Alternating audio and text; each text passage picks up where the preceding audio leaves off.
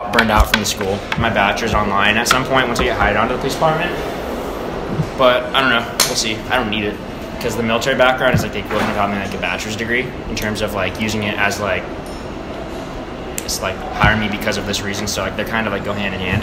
Yeah. So I don't really need it. School's not for everyone. Not for me. Like, I think it's important, but yeah. In terms of helping people, I mean that's kind of why in a different way though, like military and then law enforcement, like because I feel like a lot of people that police, like most cops commute in, and so this is not like their community or they didn't grow up here. So there's no.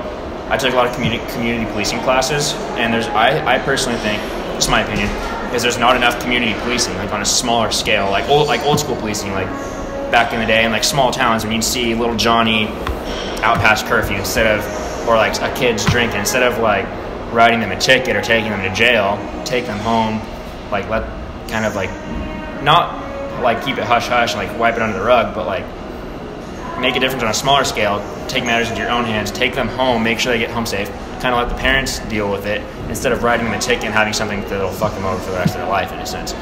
And that's just an example. I actually wanted to make a difference on a smaller scale instead of like just being, oh, it's my job, I'm just gonna go here, do my job, and get out. Like I feel like if it's a place you actually live, you're more inclined to quote unquote protect or kind of do your job in a more community policing oriented style. I wanted to be a cop since I was like 5 years old.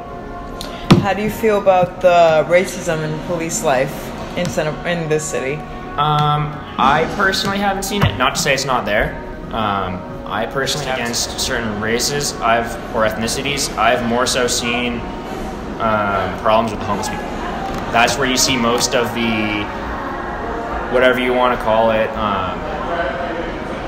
I don't really have another word, like police brutality or lack of compassion is with the homeless people. I think that's the biggest problem in Santa Barbara. We don't have really big, and not to say that there isn't any of these things, but where there's compared to other cities, we have a very small gang problem, weapons violence, compared to other cities like Santa Maria, Oxnard.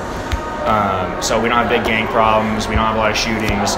The biggest overdoses are, especially in Montecito, you wouldn't know, you wouldn't expect, but it's black tar heroin and alcohol. Heroin. The problems in Santa Barbara is drugs, alcohol, and then homelessness. Those are the two big key things that you see problems with. So, like I said, I haven't seen any racism or prejudice in policing with the community. Not to say it's not there. You know, there's good officers and bad officers. I just haven't seen it. I feel like you see that more so in places with like Oxnard, places where there actually is, they have to do more racial profiling or stereotyping. Is a lot of that in other places, but I don't think that that's the majority of officers at all. I think that that happens a couple times and it gets broadcasted on media, and then people get the idea that that's all officers. And that's kind of like saying all people in frats are rapists or all sorority chicks are hoes. That's just if that gets broadcast on the news, like UCSB has another gang rape, if you hear that a couple years in a row, you're gonna think, oh, all frats are douchebags and rapists, but that's just not the case.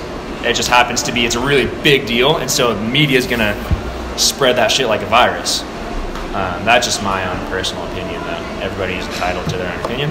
I don't think anybody. So that's another thing with me is, especially as an officer with all cameras and eyes on you, is you have to be really thick-skinned and open to other people's opinions, because you're going to hear a lot of other people's opinions when you're a public servant. So yeah, being an officer, I no doubt I think it's going to be hard, because a lot of people have the mentality that officers are out to get them because I've had bad running. I have a motorcycle. I used to run from the cops. I used to say fuck the police. I used to run from them on purpose. Like I used to hate them. I had a couple bad instances with cops too, where they were just being dicks to me.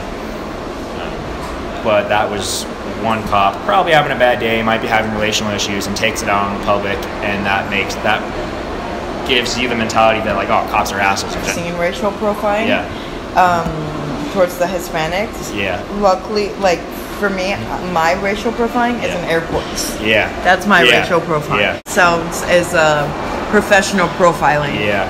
Well, yeah. I mean, for me, like I work in a retail store. I've had a lot of people steal. Most of the time, white people and black people and Hispanic people all walk in, and I'm not inclined to follow any one of them in any particular way.